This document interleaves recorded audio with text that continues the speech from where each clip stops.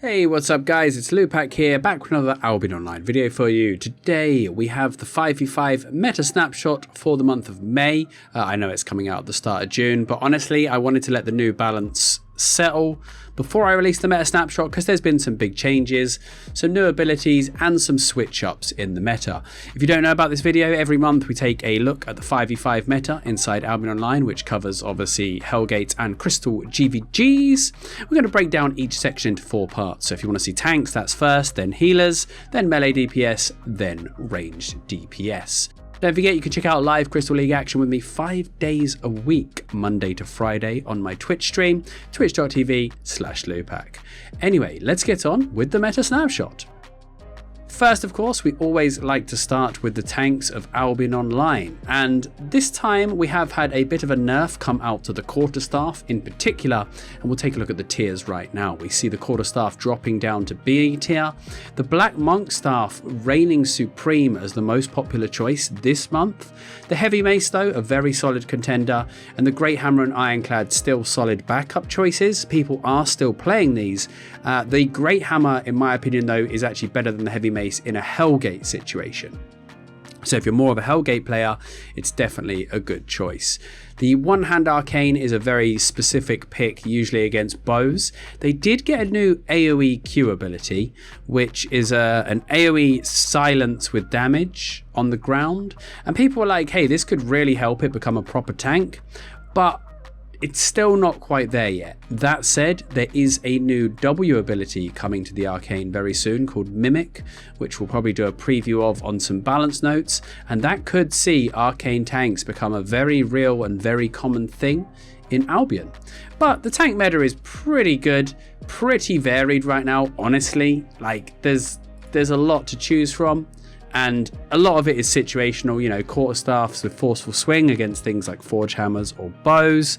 And the quarterstaff and the ironclad are particularly useful for disrupting invisible Hellion Shoes Deathgivers if people are playing that build in particular. Over to the hot picks then for the armor. The Fiend's Cowl is a good choice, but we also see the addition of the Demon Helm coming back. The spammer jammer healers that aren't running cleanse are running amok, and they do need to be shut down. So the Demon Helm seems to be the go-to helm pick for doing that. That said, against things like frosts and bows, people do tend to lean towards the Fiend's Cowl because they need to be kept in check or their DPS runs a bit rampant. Judicator and Guardian armor from last month are now being joined as well by Knight armor. We're seeing some Windwall players against anti-dive comps. Again, another good way to potentially shut out Deathgiver players, which we're going to talk about soon. So there's 3 armor choices there that we're seeing. And of course the Fiend Sandals still very, very good in the foot slot with the swap ability. And, you know, the fact that you can swap teammates and enemies makes it a really, really strong playable footwear. There has been some people experimenting with other options, but that generally is where the tanks are at now in terms of hot picks. So overall, honestly, tanks are pretty good. There's a lot of variation, and in my opinion, even though the Black Monk is played more than the Mace, I believe that the Mace is slightly superior in the majority of matchups, but the Black Monk is super good at shutting down stationary DPS, like frost, fire and crossbow combinations in the backline really struggle against Black Monk because they can't stand and cast, or they lose all their damage. They waste so much time getting out of it. It might as well be a hard CC for those guys. It's really strong against those, but the Mace in the hands of a top tier player is potentially better, I reckon. So then, on to the healers, and honestly with healers, not much has changed since last month. The Spammer Jammer Holy Healer is right now the go-to healer. It's usually played with the Redemption Staff, although I've seen it played with the Life Touch, and I've seen it played with the One-Hand Holy. The counter to it, honestly, is purging the Druid Robe / Royal Cowl, either getting him out of a mana or silencing him with the Demon Helm. They just have so much healing output that it's crazy. You can't ignore these healers, okay? You can't out DPS these healers and kill a target unless that target is out of range of the healer. If they just are absolutely hounding somebody, he's going to be kept alive. Like, you have to put pressure on the healer, which I guess is why the demon helms are coming out so frequently. It's why I also like the mace for the purging of the druid robe and the royal cowl, plus the silence, plus the sacred ground with the root. You know, you can actually shut these guys down, whereas their cast time is so quick, they don't really care about cartwheel. They don't really care about stun run. They can get up and running again so quickly. So at the moment, you're either controlling the healer, diving the healer, or probably losing the fight unless you're much better than your opponent. Nature staffs are still playable though. Druid and One Hand Nature both still in the same position. The tier list itself hasn't really changed, but we are seeing a lot more Holy than Nature, and it feels bad because it was really 50-50 for a while, but this Spammer Jammer build is just so strong, and it's strong in the hands of good players, and it's still strong in the hands of newer players. That's why it's so popular right now. It's crazy. The hot picks then for the healers. Graveguard Helm for the natures, and then Guardian Helm for people who are against lots of stacks. And of course the Royal Cowl specifically for the Spammer Jammer healer. And same again with the hot picks. Cultist Robe for the old style generous heal holies, and Druid Robe for the Spammer Jammers and the natures. Mage Sandals is a very good pick. One thing we are seeing is the emergence of Boots of Valor and Graveguard boots as potential counters to the heavy dive meta we've been seeing in melee and the one-shot death givers. So the Boots of Valor, if you don't know, will activate if you get CC'd within 2 seconds. They will cleanse that CC, and then they will make you immune to movement displacement effects and crowd control effects for around 4 seconds afterwards. So if you get dove, it's an instant cleanse plus immunity, which is actually better than the blink, because usually if you just blink out of something, they swap you back and just full dive you.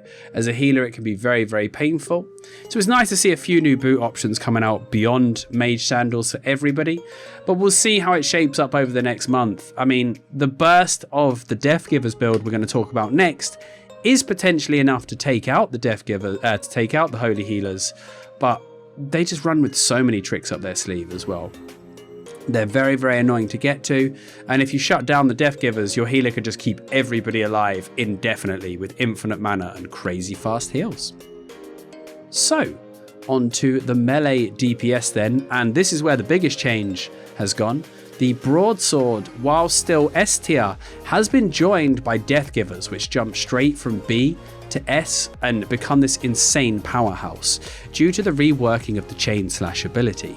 So Chain Slash now, instead of making the guy chain slashing invisible, now makes him invincible. That's right, full immunity for the duration of Chain Slash during a W ability. That is so powerful. And these guys, the old Hellion cloth build for Death Givers, where you hid at the back and then went to one-shot people, has now made way for a new tankier build using Soldier Armour. So Soldier Armour Stalker Hood Death Givers charge up that Fury. They can then chain slash through everybody, hit somebody with a double Ghost Strike with Mortal Agony. It is insane burst damage. And combined with the new Armor Pierce Curse that people are playing, you can cause havoc. If the enemy team is foolish enough to line up, for example, they're pushing through a choke, you hit them with the Curse Beam, pierced a lot of them, and a Fury Chain Slash will decimate them. Before you've even thought about using your E ability, this is crazy right now. It's running amok. A lot of people are switching off of their sword to this. Generally, broadswords are definitely going down in presence, and you know, the broadsword was super popular, and it was made popular because of the resistances that it gives on the E ability. You know, you do your E, you get bonus resistances, it allows you to stay deeper and do more damage. The Death Givers goes fully immune, and not only that, he can use his Chain Slash in reverse as well. If he's playing deep on a healer, he can use his Chain Slash in reverse to get out of trouble, which is crazy. Also changing in the meta then, up in A tier, we do see the Forge Hammers dropping out and the Carrion Cooler going in. The Carrion Cooler received a buff to the Morgana's Raven and is good in anti-heal comps, particularly popular in Hellgates as well, I believe. And this is usually paired with like more anti-heal stuff like the Hood of Tenacity and the Cultist Sandals, and this turns it into a full dot anti-heal, usually paired with a with a curse, and you just aim to win the value game. The halberd still sits in B tier, and the other popular swords, the claymore and the carving sword, are still A tier weapons, but generally the carving has to be paired with another sword because it's a bit more dangerous up front. The claymore is still a solid single frontline DPS choice though. So pretty good fun for the melee, plenty of good choices, but expect to see the majority of your opponents switching over to death givers in the very near future. The hot picks, of course, then Stalker Hood if you're looking to pierce through, Fiend's Cowl if you're looking to purge. If you've got a lot of purge targets, sometimes the Stalker will be switched out for a Fiend's on the melee DPS, and the Hood of Tenacity for the anti-heal builds, particularly on the halberds and the carrion callers. Soldier armor, Graveguard armor, Hellion jacket, Stalker jacket, all still fully playable. Hunter jacket for the forge hammers, of course. Mage sandals and duty boots, nothing's really changed in the hot picks there. We have seen cultist sandals occasionally on halberds, but I think that's more of a Hellgate thing, honestly, because if they see you running that in the GVG, they're probably going to try and punish you because you've got no hard escape on your halberd. Good item choices then, good variety of weapons seeing representation. Nice to see daggers back at the top of the meta as well. I know there's a lot of dagger fans out there that have been waiting for your chance to shine, and this could be it. Okay, next up then, we're going to finish with the ranged DPS of Albion Online, and there has again been a bit of a switch up here. The Great Curse has had an adjustment to the armor pierce, which you can read about in my balance change video. The armor pierce was made a lot stronger with less stand time, and it's as good as the crossbow Sunder pretty much, except that it's insta cast and it can hit multiple targets. So you can't be interrupted and you can hit more than one person. It's crazy. And it's in the Great Curse jump straight to S tier, and the one hand curse go into A tier. That's how good it is. One hand Expo, Permafrost, still top tier DPS options though, but the Great Curse is seeing a lot of play right now with this new armor pierce. And of course the E, Area of Decay, really good zonal pressure, really good control, really good pressure over time that doesn't have energy issues. Honestly, no matter how long your fight goes, if you're playing energetic sickle build, which I play, you would have seen it on my latest GVG videos. You just can't run out of energy, honestly. And some fights are going long because of the strength of the healers right now. Great Fire still languishes in B tier along with Infernal, because fire is kind of useful now with the firewall has been switched. They've taken off artillery due to the reflectability of it. You can get killed by reflect very easily. Switching to firewall as an anti-dive mechanism is really good against, there was some comps running like a quarterstaff demon tank like you'd find in a 2v2 Hellgate with a super hard dive, basically an all-in comp, and firewall was a good way of slowing that down and buying enough space to get through. But other than that, the fire mages just don't bring enough right now. They're a bit more of a risky pick, and it's difficult to play in GVGs against a good team that knows how to shut you down, or against a team where one of their ranged DPS switches to a Hunter Hood and you just end up melting yourself, which is no fun. The bow is still available as an S tier weapon and is still pretty strong, but the issue with the bow, as always, is if you're not purged, you will destroy everything in your path. If you get purged and forceful swinged over and over again, you'll be dead weight in the GVG, even running Ray of Light and Deadly Shot. So good variety, some switches up in the ranged DPS. Nice to see some bouncing around of the different classes, but we'll see how it shapes out over the next month. And again, I expect potentially people to go to a more defensive sort of setup against these one-shot death giver builds and against these dive comps. So maybe fire rises back up. Maybe we see something completely new. I still think Cursed Skull could definitely be playable in GVG in a lot of situations, but we'll have to see what people come up with over the course of the month of May. Hot picks then for the ranged DPS, a lot of them are running the Cleric Cowl as standard because there's still that super hard defensive. Even with the now new healing reduction, you have to use it a bit more preemptively, but it's still a top tier defensive ability. You've got the Assassin Hood for people that want to reset, for example, bow classes and occasionally fires running the Robe of Purity, and Royal Cowl for the energy intensive Frost class, which makes Frost very vulnerable to purging, which is why it's a little bit weaker and lower down the pecking order than Great Curse right now. And then for the chest slot, we've got the Cleric Robe and the Mage Robe, depending on what you're playing. Cleric for the explosive classes like Crossbow, Mage Robe for the more slow burn classes like Curse, Scholar's Robe on the Frost, Robe of Purity on the Fire. Not a lot changing there then. Mage Sandals, again, the go-to blink, although potentially Boots of Valor on these guys if you're getting dove harder, or Cleric Sandals if you need quicker reactions. Generally though, you would only see the Cleric Sandals on the Frost.